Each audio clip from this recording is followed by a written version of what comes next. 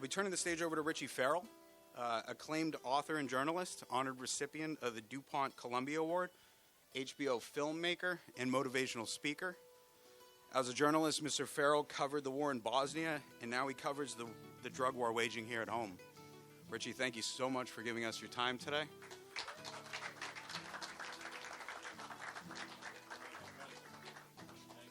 I was helping out in Manchester on this short film that this charter school was making. And this 13-year-old came up to me and said, "Mr. Farrell, can I ask you a question? My mother said you're famous."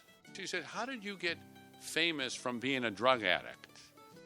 You know, I'm 34 years clean.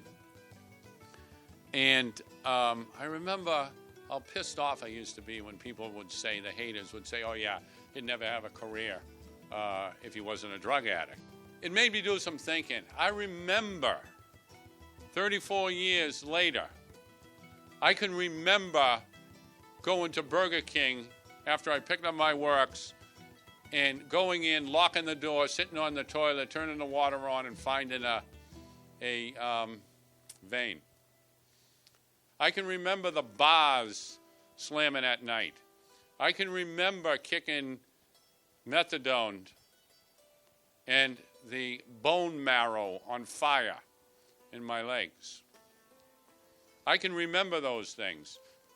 But I also can remember, when I think of this young lady asking me this, I also can remember the crimson red blood on the streets of Sarajevo.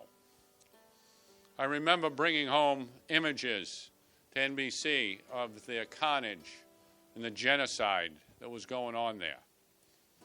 I remember walking up the stairs of Columbia to accept my DuPont in an auditorium on national TV.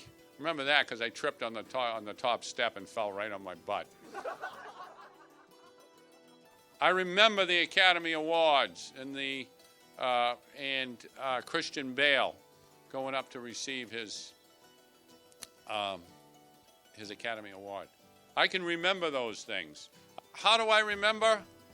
Well, because I was there on the streets. I was there in that bathroom on Christmas Day as my little boys were banging at the door,